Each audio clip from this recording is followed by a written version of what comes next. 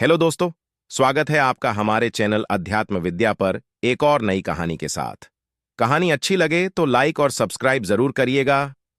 शुरू करते हैं ये कहानी। कहानी का शीर्षक हे यजमान का महत्व। यजमान। हिंदू धर्म एक ऐसा धर्म है जो अनुष्ठानों, समारोहों और पूजाओं को बहुत महत्व देता है। देवी देवताओं से आशीर्वाद प्राप्त करने के लिए भक्त पूजा और यज्ञ में भाग लेते हैं। यजमान वह व्यक्ति होता है जो पूजा या यज्ञ के संरक्षक के रूप में कार्य करता है। एक पुजारी यजमान की ओर से पूजा आयोजित करता है।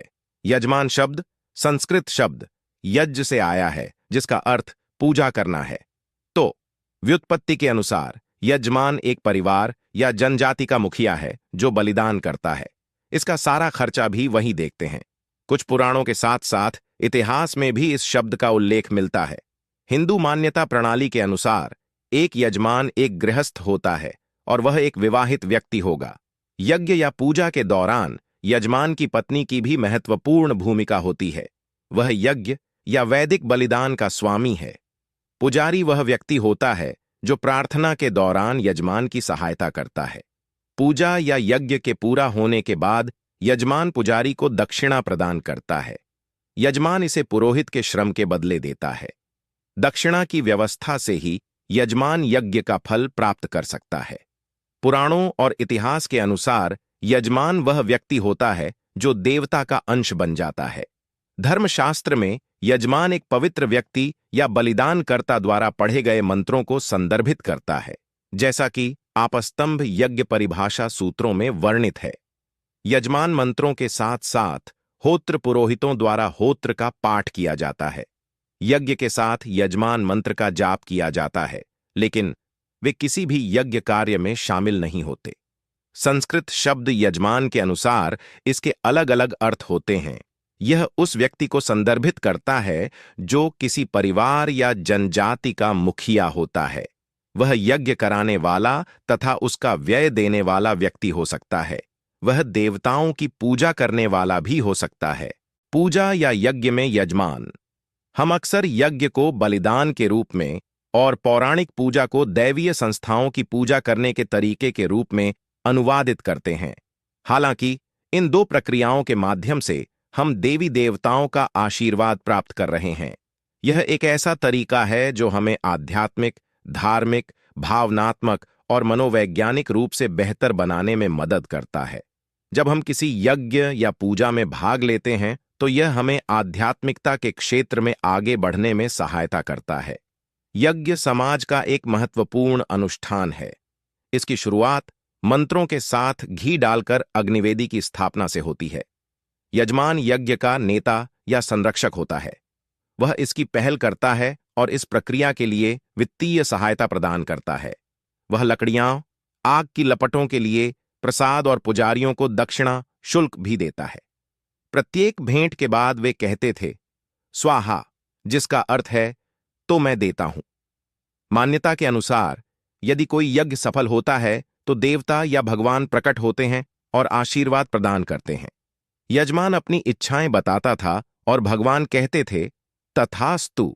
यज्ञ का प्रधान दाता यजमान होता है, लेकिन वह अनुष्ठान में भाग लेने वाले समुदाय के साथ अपना आशीर्वाद प्रदान करता है या साझा करता है।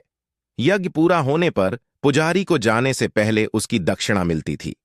इस प्रकार यज्ञ बोने और काटने की प्रक्रिया का एक रूपक है।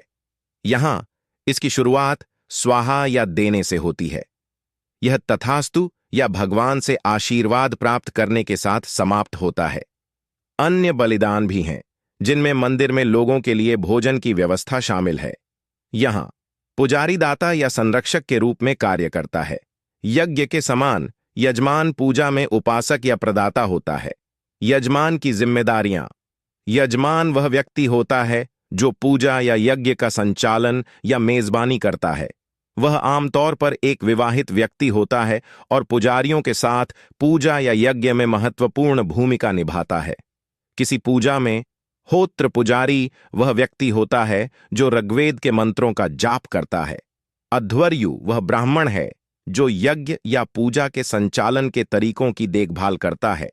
वह इसे यजुर्वेद में दी गई प्रक्रियाओं के आधार पर करते हैं उद्गाता वह व्यक्ति है जो सामवेद के मंत्रों का जाप करता है। ब्रह्मचारी ब्रह्मा का प्रतिनिधित्व है। होत्र, उद्गाता, ब्रह्मा और अध्वर्यु मिलकर 4 वेदों के प्रतीक हैं। पूजा या यज्ञ की प्रक्रिया में पुजारी के अलावा यजमान भी महत्वपूर्ण भूमिका निभाता है। उनकी कुछ जिम्मेदारियों में शामिल हैं। 1. यजमान अपने लाभ के लिए यज्ञ या पूजा का आयोजन करता है। वह उन लोगों को आशीर्वाद देते हैं जो पूजा या यज्ञ के साक्षी बने। 2. यजमान अनुष्ठान के वित्तीय पहलुओं की देखभाल करता है। वह पूरी प्रक्रिया के लिए भुगतान करता है और पुजारी को उसके श्रम के लिए दक्षिणा भी देता है। 3. पूजा या यज्ञ के दौरान पुजारी द्वारा प्रत्येक प्रसाद चढ़ाने के बाद स्वाहा दोहराने की जिम्मेदारी उसकी होती है।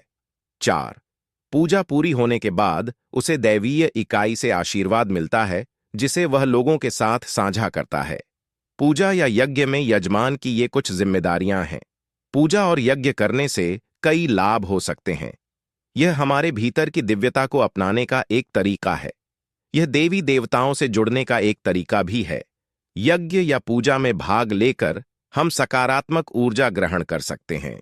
यजमान, जो व्यक्ति यज्ञ करता है, उसे भी पूजा या यज्ञ से सकारात्मक जीवन शक्तियां प्राप्त होती हैं।